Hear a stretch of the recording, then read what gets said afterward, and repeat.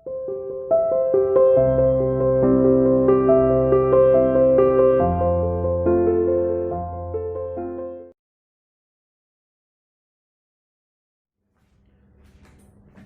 to CI International School online classes. Hello students. Now we continue the topics before the predict test. तो जैसे बेटा predict ये week तो पूरा आप लोगों का प्रेडिक्ट टेस्ट में गया है, और प्रेडिक्ट टेस्ट से पहले जो हमारा टॉपिक था याद करिए क्या था। हम अपने टॉपिक्स में ले रहे थे इलेक्ट्रोड पोटेंशियल, जो हमारा लास्ट टॉपिक था जिस पे डिस्कशन हुआ था, है ना। पहले हमने इलेक्ट्रिक सेल बताया था, याद करिए इलेक्ट्रिक सेल के कंपोनेंट्स बताए थे। चलिए थोड़ा सा रिवाइज कर देते हैं जिससे आपको समझने में दिक्कत नहीं हो। तो याद करिए हमने उसमें बेटा सबसे पहले इलेक्ट्रिक सेल की बात आई थी। तो इलेक्ट्रिक सेल हमने याद करिए आपको क्या बताया था कि वो डिवाइस बेटा जो आपकी इलेक्ट्रिसिटी जनरेशन में काम आती है वो हमारी क्या कहलाती है, इलेक्ट्रिक सेल। ठीक है, इलेक्ट्रिसिटी प्रोड्यूस करे, that is electric cell. Clear. अब उसके बाद उसके टाइप, उसके कंपोनेंट्स आते हैं कि इलेक्ट्रिक सेल किससे मिलकर बना होता है। तो याद करिए उसमें हमारे पास क्या थे, उसके कंपोनेंट्स क्या होते हैं, इलेक्ट्रोड्स, है ना, और इलेक्ट्रोड्स और इलेक्ट्रोलाइट।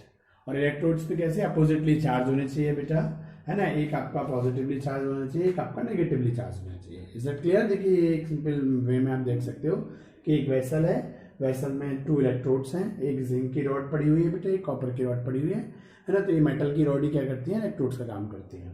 एक पॉजिटिवली चार्ज और एक नेगेटिवली चार्ज होती है। इसके बीच में क्या बना होता है, जैसे आप कॉपर सल्फेट देख रहे हो, तो ये कॉपर सल्फेट का बेटा क्या आ जाता है, एक इलेक्ट्रोलाइटिक सॉल्यूशन। मतलब इलेक्ट्रोलाइट्स क्या होते हैं, जो आयंस में डिसोसिएट होकर बेटा, है ना, टूट जाते हैं और चार्ज को अपने थ्रू मूव कराने का काम करते हैं। हम पहले पढ़ चुके हैं सर, इज दैट क्लियर।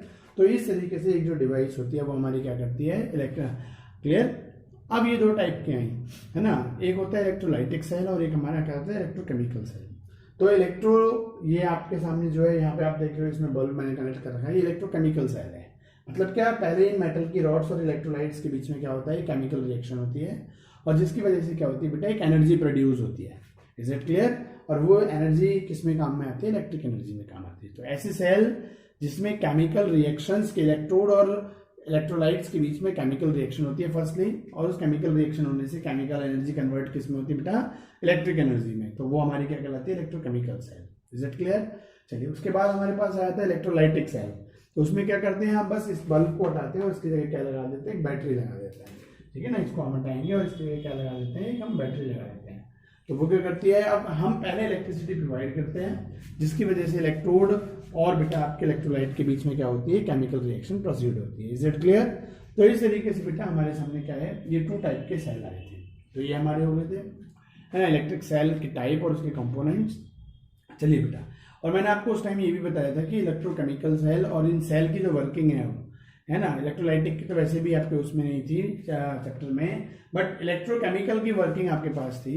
तो इलेक्ट्रोकेमिकल की जो वर्किंग है वो आपके चैप्टर से अब हटा दी गई है, लेकिन फिर भी मैंने देखो ये जो सेल बना रखा है ये आपका इलेक्ट्रोकेमिकल सेल ही है। ये आपका सेल जो है ये आपका इलेक्ट्रोकेमिकल सेल ही बना रखा है। ठीक है। एक्चुअली क्या है, कुछ चीज़ें हैं जो बिना इसको समझाए, मैंने आपसे पहले भी कहा था कि आपके सिलेबस में टॉपिक्स तो कम हुए हैं, लेकिन कुछ टॉपिक्स बेसिक टॉपिक्स रिमूव कर दिए हैं जिनकी वर्किंग वगैरह, उनमें से ये टॉपिक ये भी है, इलेक्ट्रोकेमिकल सेल की वर्किंग। क्लियर। आप इसे बिना समझे इलेक्ट्रोड पोटेंशियल की जो न्यूमेरिकल हैं समझ में, वो आप नहीं समझ सकते। तो इलेक्ट्रोड पोटेंशियल के जिसमें आगे जाके एक नस्ट इक्वेशन भी आती है, ईएमएफ की न्यूमेरिकल्स हैं, तो आप विदाउट इलेक्ट्रोकेमिकल सेल की वर्किंग समझे हुए वो नहीं कर सकते। चलिए, तो आज का हमारा टॉपिक वैसे मेन टॉपिक यही है। चलिए, तो अभी इसको लेंगे इलेक्ट्रोकेमिकल सेल की वर्किंग को, और उतना ही लेंगे जितना आपके न्यूमेरिकल के लिए इंपॉर्टेंट है। ठीक है ना, बेसिक फंडामेंटल, ज़्यादा डेप्थ नहीं इसकी। ठीक है। चलिए, तो उससे पहले 1-2 टॉपिक और जो आपके बचे थे, वो क्या चीज़ बेटा याद करिए। हमारे पास अगला जो टॉपिक हमने पढ़ा दिया था लास्ट वीडियो में, वो हमारा क्या था, इलेक्ट्रोड पोटेंशियल। ठीक है। तो अब याद करिए, मैंने उस टाइम पे ये डायग्राम आपको समझाया था और इस डायग्राम से इलेक्ट्रोड पोटेंशियल को समझाया था। आपको अगर कुछ याद आ रहा हो बेटा, तो हमने इसमें क्या बताया था, देखिए कॉपर की रॉड इसमें है, ठीक है, और इसमें हमने कॉपर का इलेक्ट्रोलाइटिक सॉल्यूशन लिया है। इलेक्ट्रोलाइटिक मतलब कॉपर सल्फेट, कॉपर आयन और सल्फेट आयन में ब्रेक कर देंगे। ये कॉपर की रॉड है। तो यहाँ पर याद करिए हमने क्या बताया था, इस मेटल की रॉड की अपनी एक इलेक्ट्रॉन को लॉस करने की पावर है। तो यहाँ पे ये जो रॉड है, कॉपर की रॉड है ना, इसमें क्या काम होगा, चलिए इसकी रिएक्शन में यहाँ ही लिख देता हूँ कि कॉपर के जो एटम है वो 2 इलेक्ट्रॉन को लॉस करेंगे, ठीक, और 2 इलेक्ट्रॉन को लॉस करने के बाद वो किस में कन्वर्ट हो जाएंगे, 2 क्या कॉपर आयन में, कॉपर 2 प्लस आयन में वो बेटा कन्वर्ट हो जाएंगे। Is it clear? तो ये अब हमने आपको वहां पे ये भी बताया था कि ये जो इलेक्ट्रॉन्स होते हैं ये तो चार्ज है, यहाँ के माइनस, ये कभी माइनस में नहीं लिखते, तो हम क्या करेंगे, इन इलेक्ट्रॉन्स को इधर की तरफ ले जाएंगे तो ये चीज क्या हो जाएंगे, प्लस में कन्वर्ट हो जाएगा। Is it clear? तो इस तरीके से बेटा देखो इस मेटल की रॉड पे जो रिएक्शन हुई वो क्या हुई कि मेटल की रॉड की, अब आप जानते हो डिफरेंट डिफरेंट मेटल्स होती हैं, उनकी लास्ट शेल के इलेक्ट्रॉन पे force of attraction different different होता है। तो डिफरेंट डिफरेंट मेटल्स मतलब डिफरेंट डिफरेंट उनके लास्ट शेल के इलेक्ट्रॉन डिफरेंट डिफरेंट फोर्स से अटैच होते हैं, तो कोई आसानी से निकल जाता है, कोई जल्दी निकलता है, कोई देर में निकलता है। तो कहने का मतलब हमारी जो मेटल की रॉड होगी इसमें इलेक्ट्रॉनों को लॉस करने की जो टेंडेंसी होगी, जो क्षमता होगी, वो क्या होगी बेटा, डिफरेंट डिफरेंट होगी। Is it clear? कोई जल्दी देगा, कोई देर में देगा। चलिए अब देखो क्या होता है, अब ये जो कॉपर आयन बन गए, तो कॉपर आयन क्या होते हैं, ये बन के कहाँ जाते हैं, कॉपर आयन तो इधर की तरफ सोल्यूशन में आ जाते हैं, ठीक है, इस टाइप से आते हैं। लेकिन जो इलेक्ट्रॉन है वो इसी रॉड पे क्या है, एक्युमुलेट है, आ गया, वो इलेक्ट्रॉन कहाँ है, इसी रॉड पे एक्युमुलेट हो गए। तो ये जो मेटल की रॉड है ये इस पे एक्युमुलेशन हुआ नेगेटिव चार्ज का, क्लियर। तो ये जो कॉपर आयन है बेटा ये नेगेटिव चार्ज की तरफ अट्रैक्ट होंगे नहीं, मतलब ये तो देखो सब तरफ हुआ, क्लियर। तो ये कॉपर आयन, जितने भी कॉपर आयन होंगे, मतलब ये तो चलो वो है जो इधर सॉल्यूशन में है, तो जो सॉल्यूशन में है वैसे हो।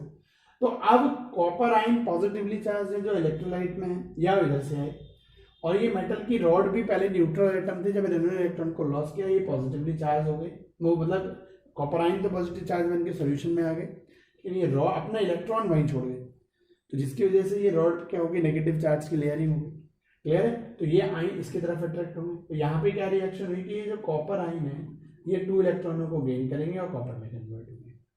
तो सॉल्यूशन में तो ये रिएक्शन हो रही है, जो हमारा एक रिएक्शन कहाँ हो रही है, मेटल की रॉड पे, एक रिएक्शन कहाँ हो रही है, सॉल्यूशन पे।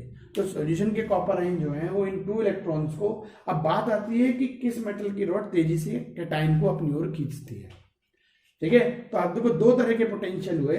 पोटेंशियल क्या है, इलेक्ट्रॉन की लॉस करने की क्षमता या गेन करने की क्षमता। याद करो इसको मैंने लास्ट वीडियो में आईपी और ईए से भी कनेक्ट किया था। Is it clear? चलो शॉर्ट में करते हैं जल्दी जल्दी, क्योंकि ये पहले हो चुका है। तो कहने का यहाँ अब हम इलेक्ट्रोड पोटेंशियल की बात करते हैं, वो क्या होता है।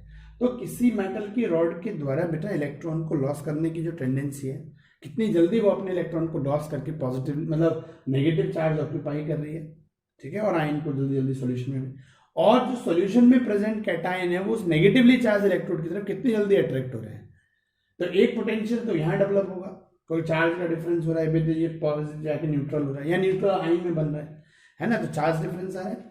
तो बेटा यही जो चीज है इन दोनों का डिफरेंस, मतलब मेटल की रॉड से इलेक्ट्रॉन लॉस करके आयन बनने का जो पोटेंशियल है, क्लियर, और जो सॉल्यूशन में प्रेजेंट जो कॉपर आयन है उनका नेगेटिवली चार्ज इलेक्ट्रोड की तरफ अट्रैक्ट होने की जो पोटेंशियल है, इन दोनों का जो डिफरेंस होता है वो क्या कहलाता है, आपका इलेक्ट्रोड पोटेंशियल कहलाता है, ठीक है बेटा। तो ये आपको क्लियर हुआ, ये हमने लास्ट वीडियो में बेटा आपको सब पढ़ा दिया था। तो इलेक्ट्रोड, अब हमें डिफरेंट डिफरेंट मेटल के इलेक्ट्रोड पोटेंशियल निकालने हैं, तो हम क्या करेंगे, ठीक है, आप वही मेटल की रॉड ले लो, जैसे जिंक या जिंक सल्फेट का सोल्यूशन ले लो, है ना, आपको आयरन PbSO4 मतलब सॉरी हाँ PbSO4 लेना है, तो आप उसके साथ लेड की रॉड लेंगे, ठीक है ना, आपको आयरन का सल्फेट लेना है, आयरन की रॉड लेनी, तो उसी मेटल की रॉड है, उसी मेटल का सोल्यूशन है, तो आपस में एक डिफरेंस आएगा, मतलब सेम चीजें हैं ना, कॉपर आयन सोल्यूशन में आ रहे हैं और कॉपर आयन ही सोल्यूशन से बेटा रॉड की तरफ अट्रैक्ट हो रहे हैं, लेकिन उसमें क्या है, दोनों में थोड़ा सा डिफरेंस आता है, ठीक है, पहुंचने में और निकलने में, क्लियर। तो उसकी लॉस करने की क्षमता और आयन की रॉड पे पहुंच के न्यूट्रल होने की जो क्षमता है, उसका जो डिफरेंस होता है that is called electrode potential. इस तरीके से हम डिफरेंट डिफरेंट मेटल के, अभी मैं आपको एक स्टैंडर्ड रिडक्शन पोटेंशियल और ऑक्सीडेशन पोटेंशियल और आएगा, वो नेक्स्ट वीडियो के टॉपिक है, इसकी बात लेंगे, ठीक है बेटा। तो ये की बेसिक था, ये तो पुराना हो गया। अब बात करते हैं बेटा इधर की। यहाँ आप देख रहे हो जो स्टार्टिंग में हमने सेल समझाने के लिए बनाया था, यहाँ पे मान लो एक मेटल की रॉड जिंक की है और दूसरे मेटल की रॉड कॉपर की है, क्लियर, और इन दोनों में सॉल्यूशन या तो हम कॉपर सल्फेट ले सकते हैं या हम जिंक सल्फेट, मतलब नेगेटिव आयन कोई भी हो, मतलब इलेक्ट्रोलाइट जो है वो या तो इस एक रॉड से मैच करता हो, आप CuNO3 ट्वाइस ले सकते हो, CuCl2 ले सकते हो, डिपेंड करता है, लेकिन सल्फेट नेगेटिव आयन वेरी करेगा, लेकिन मेन पॉइंट क्या है कि या तो इस मेटल की रॉड से रिलेटेड आपने लिया या आप जिंक सल्फेट ले लो, कोई दो लोग ना। अब आप देख रहे हो जो ये वाला पोटेंशियल डेवलप हो रहा है, मान लो ये कॉपर और कॉपर आयन है, तो इनमें तो ये आसानी से डेवलप हो जाएगा, लेकिन यहां क्या हो रहा है, कि जिंक की रॉड है और इधर से जो आयन आए हैं वो कॉपर के आएंगे, तो रॉड जो इलेक्ट्रॉन लॉस करके आयन में बन रही है वो अलग है, और जो नीचे से सॉल्यूशन में कॉपर आयन है उधर जिंक आयन है ही नहीं, ऊपर से ही जो आयन आएंगे वही होंगे लॉस करने के बाद। Is it clear?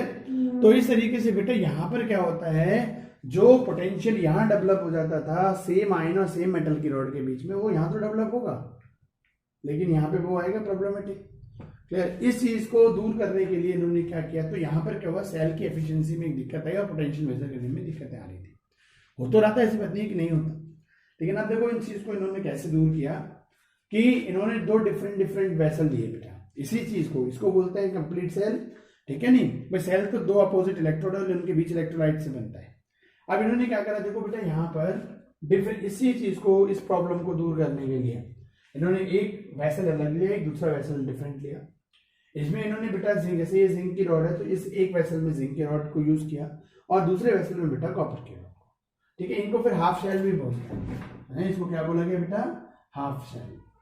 भाई एक हाफ शेल ये हो गया, दूसरा हाफ शेल आपका क्या हो गया, ये हो गया। Is it clear? तो हमारे पास क्या है फिर बेटा, अब इसमें जैसे ये जिंक की रॉड है तो इसमें जो सॉल्यूशन लिया वो किसका लिया, जिंक का ही लिया। ये कॉपर की रॉड है तो इसमें कॉपर की। अब आप चाहे कॉपर नाइट्रेट ले लो तो इधर जिंक नाइट्रेट ले लेना, कॉपर क्लोराइड लो तो जिंक क्लोराइड ले लो। Clear point? और सेम मोलरिटी का ले लिया concentration, 1 molar solution zinc sulphate का है, 1 मोलर सोल्यूशन कॉपर सल्फेट का है। Is it clear?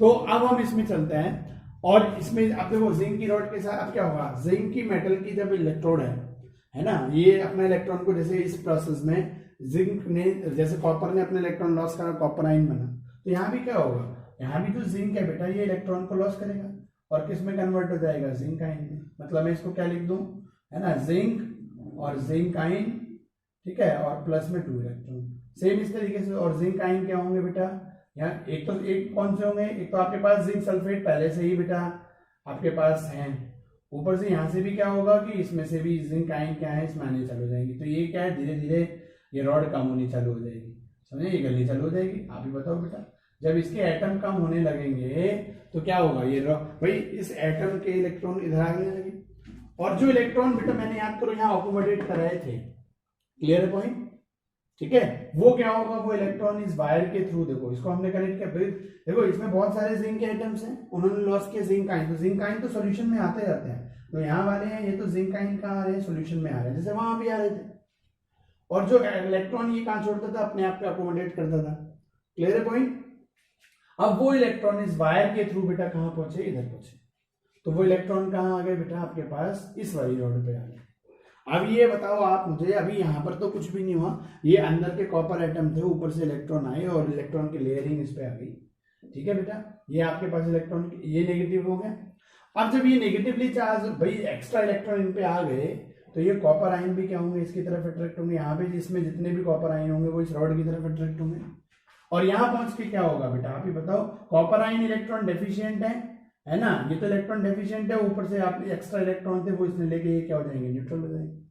आगे बढ़, ये तो क्या हो गया, आपके न्यूट्रल हो गए। तो इस तरीके से यहाँ पे क्या हो जाएगा, ये वाले सॉल्यूशन के जितने कॉपर आयन है बेटा, एक ये तो एटम ऐसे रहे, देखो यहाँ के एटम आयन बन के इधर आ गए सॉल्यूशन में, ये रॉड धीरे धीरे कम होने लगेगी, गलने लगेगी, जो इलेक्ट्रॉन थे वो वायर के थ्रू कहाँ पहुंचे बेटा, आपके पास इधर पहुंचे, और ये नेगेटिवली चार्ज रॉड भी आपके पास, इसमें क्या हुआ बेटा हमारे पास, अब देखो बेसिकली पहले नेगेटिवली चार्ज ये भी होना है, क्योंकि देखो फिलहाल वो पहुंच तो बाद में रहे, पहले तो इलेक्ट्रॉन लॉस करने के बाद तो तुरंत ये इलेक्ट्रॉन इधर अकोमोडेट हुए, तो ये हमारे पास क्या आएगी, नेगेटिवली चार्ज, ये पहले बनेगी, वो बात है ना, लेकिन इलेक्ट्रॉन घूम के फिर कहाँ पहुंच गए बेटा, हमारे पास इधर पहुंचे, तो जब ये पहुंचे तो ये कॉपर आयन सब इस पे जाके यहाँ पे जाके क्या हो जाएंगे, न्यूट्रल हो जाएंगे।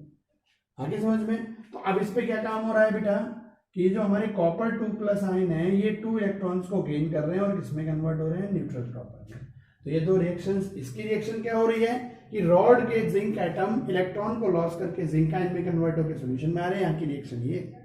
यहाँ पे क्या हो रहा है, जब इलेक्ट्रॉन इधर आए तो ये कॉपर सॉल्यूशन के जो कॉपर आयन है वो इलेक्ट्रॉन डेफिशिएंट है, वो रॉड क्या है, इलेक्ट्रॉन एफिशिएंट, ठीक है बेटा, ये उस पर पहुंच के हमारे पास क्या होगा, है ना। और अच्छा आप ही चलो वो बात बाद में करेंगे, अभी चार्ज से रिलेटेड पहले हम इसकी वर्किंग समझा दें। तो ये चीज, लेकिन क्या हुआ बेटा, अगर ये हमारे पास ये बीच का एक बहुत इंपॉर्टेंट मतलब पोर्शन है है ना, जिसके बारे में अभी नहीं बताया, तो हम पहले वर्किंग चालू कर दी। पहले मुझे ये बता देना चाहिए था। एक्चुअली देखो ये डिब्बा अलग है, मतलब ये वैसा अलग, ये वैसा अलग, इसमें रॉड, इसका इलेक्ट्रोलाइट, इसकी रॉड, इसका इलेक्ट्रोलाइट, ये वायर के थ्रू कनेक्ट हो गए, लेकिन ये दोनों सॉल्यूशन तो आपस में कनेक्ट नहीं हुए। और जब तक बेटा जैसे आप देखते हो एक ही सॉल्यूशन है, उससे ये भी कनेक्टेड है, ये भी कनेक्टेड है, और ये आपका सर्किट पूरा ऊपर, मान लो बैटरी हो या बल्ब हो, तो इसके थ्रू ये सर्किट पूरा हुआ।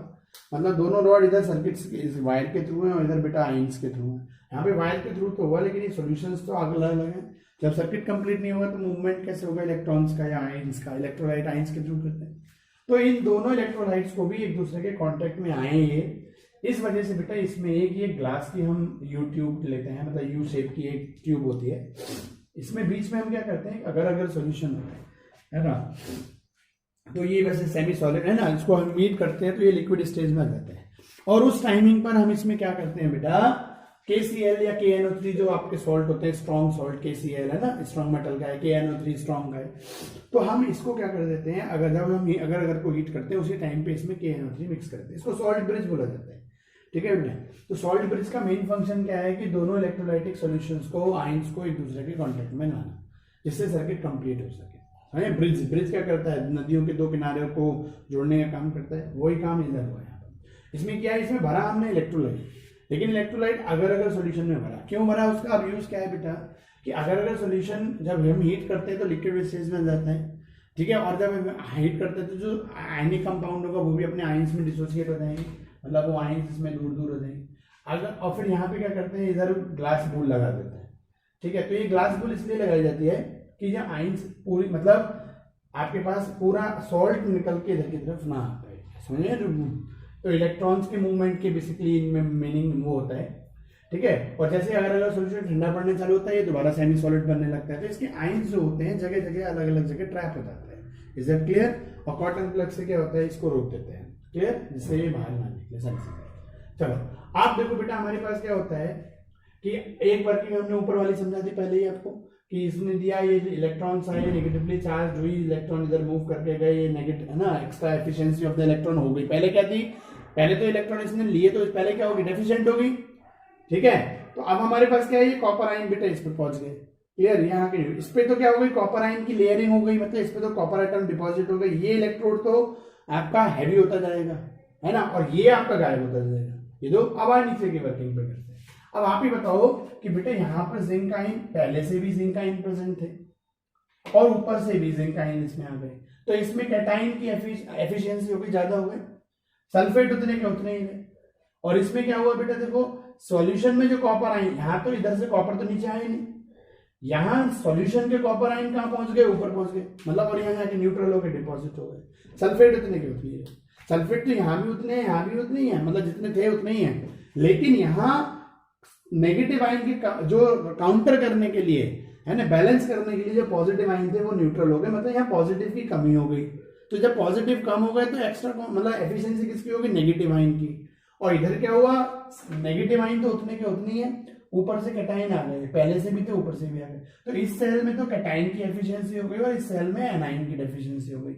इसको बैलेंस करने के लिए क्या होता है बेटा, ये जो सॉल्ट ब्रिज में प्रेजेंट आपके कैटाइन और एनाइन है, आप देख रहे हो इस पे कौन है, पॉजिटिव आयन एक्स्ट्रा हुए, तो इधर के नेगेटिव आयन इसकी तरफ आ रहे हैं और यहां तक आएंगे, इलेक्ट्रॉन लॉस करके दे देंगे, समझ में आया नहीं, तो बाहर नहीं, मतलब यहाँ से बस इलेक्ट्रॉन को प्रोवाइड कर देंगे। सॉल्यूशन में ये नहीं है इसके बाहर आ जाए, क्योंकि ये ग्लास बुल लगाई इसीलिए, बस कॉर्नर पे आके एक्स्ट्रा इलेक्ट्रॉन जो इन पे वो इनको दे देंगे। तो इसमें पॉजिटिव कैटाइन ज्यादा है ना, उतने ये एनाइन कम पड़ गए, तो ऊपर से एनाइन का मतलब क्या होता है, एक्स्ट्रा इलेक्ट्रॉन, तो उसको बैलेंस कर दिया इन्होंने।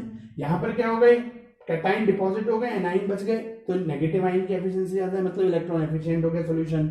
तो इधर से क्या हुआ, ये यहाँ तक आपके क्या है, पॉजिटिव आयन आए, और इन्होंने इसका क्या करा, जो नेगेटिव आयन फालतू रहता है, इलेक्ट्रॉन फालतू, उन्होंने अपने फालतू इलेक्ट्रॉन इसको दे दिए। तो इस तरीके से पूरा सिस्टम बैठ गया, क्लियर है पॉइंट। तो अब ये हमारे पास क्या होता है, ये वर्किंग होती है हमारे उसकी, किसकी, इलेक्ट्रोकेमिकल सेल की बेटा। तो आपने देखा सारी तरह से न्यूट्रल हो गया, इधर से दिया, यहाँ से इलेक्ट्रॉन आया, वो न्यूट्रल हुआ। तो आपको मेन जो पॉइंट है समझने वाले वो क्या होते हैं, अब देखो इसको इस तरीके से रिप्रेजेंट भी करते हैं, कई बुक्स होती हैं इस इलेक्ट्रोकेमिकल सेल को शॉर्ट में LOAN। तो ये L का मीनिंग क्या होता है, लेफ्ट हैंड साइड, O का मीनिंग क्या होता है, ऑक्सीडेशन, है ना, O का मीनिंग हमारा क्या है बेटा, ऑक्सीडेशन, ऑक्सीडेशन, और ए मतलब एनोड पर, और LOAN, एन का मतलब नेगेटिवली चार्ज, नेगेटिव। तो देखो अब हमारे पास ये जो हिस्सा है, देखो आप देख रहे हो लेफ्ट हैंड, इसमें जो लेफ्ट हैंड साइड वाला हाफ शेल है, मतलब L for left hand side वाला हाफ शेल, इस पे क्या होगा ऑक्सीडेशन। तो ऑक्सीडेशन आप जानते हो बेटा क्या कहलाता है, लॉस ऑफ इलेक्ट्रॉन। ऑक्सीडेशन का मीनिंग क्या होता है, लॉस ऑफ इलेक्ट्रॉन होता है। तो देखो ये क्या कर रहा है, लॉस ऑफ इलेक्ट्रॉन ही तो कर रहा है। तो देखो लेफ्ट हैंड साइड वाला जो हमारा हाफ शेल होगा उसमें क्या होगा, ऑक्सीडेशन जी हो रहा है, कहलाएगा क्या, वो एनोड। समझ में आ गया, क्लियर। और अब आप बताओ, जब इसने सेम इस तरीके से जब इसने इलेक्ट्रॉन लॉस किया तो पहले तो इस पे इलेक्ट्रॉन क्या हुए, एक्युमुलेट हुए, तो उसकी वजह से क्या हो गया, इलेक्ट्रॉन रिच, और ये क्या हो गया आपका नेगेटिवली चार्ज। ठीक है बेटा, क्लियर है पॉइंट। ऐसे आप बताओ जब ये इलेक्ट्रॉन इधर जाएगा तो कोई जो इलेक्ट्रॉन डेफिशिएंट होगी वही तो इलेक्ट्रॉनों को गेन करेगा। समझ में, अभी इलेक्ट्रॉन गेन कौन करता है, जो खुद इलेक्ट्रॉन डेफिशिएंट, और जो डेफिशिएंट होता है उसको हम क्या शो करते हैं, पॉजिटिव से शो कर। भाई डेफिशिएंसी को किससे शो करते, जैसे सोडियम है 281 होता है, न्यूट्रल होता है, क्लियर। लेकिन जब उसने 1 इलेक्ट्रॉन को लॉस कर दिया, 208 रह गए, वैसे तो भाई ऑक्टेट कंप्लीट कर लिया, लेकिन अपना खुद का तो 1 इलेक्ट्रॉन कम हो गया, तो हम पॉजिटिव से शो करते हैं नहीं। तो इलेक्ट्रॉन लेगा कौन, जो इलेक्ट्रॉन डेफिशिएंट होगा। डेफिशिएंसी को किससे शो करा जाता है, पॉजिटिव से। समझ में आ गया। तो इस तरीके से बेटा एक हमारे पास ये भी रहता है, ये कई उसमें आपको बताया भी जाता है, तो थोड़ा याद रखिएगा। अब देखो ये एक्चुअली काम आएंगे हमारे पास किसमें, मैंने इसलिए समझाया, मैंने आपसे क्या बोला कि हमें काम क्या आएगा, हमें न्यूमेरिकल्स में ये चीज काम आएगी कि एनोड पे क्या होता है, ऑक्सीडेशन, है ना। ये आपका ऑक्सीडेशन हाफ शेल हुआ, ये आपका क्या कहलाएगा, रिडक्शन हाफ शेल। अभी देखो इसमें क्या हो रहा है आपके पास, ऑक्सीडेशन, तो ये ऑक्सीडेशन हाफ शेल हो गया। इसमें क्या हो रहा है, गेन ऑफ इलेक्ट्रॉन, ये इलेक्ट्रॉन को गेन कर रहा है, तो यहाँ क्या होगा आपका, रिडक्शन हाफ शेल। तो एक तो आपको ये पता होना चाहिए कि एनोड पे न्यूमेरिकल में जो काम आएगा बेटा इलेक्ट्रोड पोटेंशियल के, वो आएगा कि एनोड पे क्या होता है जी, ऑक्सीडेशन, और एनोड पे रिएक्शन में क्या कन्वर्ट हुआ कि जिंक जो है, देखो रिएक्टेंट साइड जिंक है, मैं इसको ऐसे लिख दूं, जिंक किसमें कन्वर्ट, ये डैश मतलब क्या शो कर रहा है, जिंक रिएक्ट पहले क्या था और बाद में क्या कन्वर्ट हो गया, जिंक आयन में कन्वर्ट हो गया। आ गया, क्लियर। और यहाँ पे क्या है, शुरुआत में क्या है बेटा हमारे पास, कॉपर आयन है, मैं इधर लिख देता हूँ शुरू इधर से, है ना, ये कॉपर आयन है, और ये प्रोडक्ट में किसमें कन्वर्ट हो गया, कॉपर। तो देख रहे हो यहाँ रिएक्टेंट न्यूट्रल है, बाद में वो आयन में कन्वर्ट हुआ है, शुरू में आयन है वो उसमें कन्वर्ट हुआ है। तो एक न्यूमेरिकल में ये फंडा काम आएगा, आपको याद रखना है इस बात को मेरी, ठीक है बेटा। तो न्यूमेरिकल में यही दो तीन चीजें काम आएंगी, तो इसकी वजह से बेसिकली मैंने समझाया, ठीक है, क्लियर है पॉइंट। चलो बेटा अब नेक्स्ट वीडियो में नेक्स्ट टॉपिक्स लेंगे। Okay, thank you.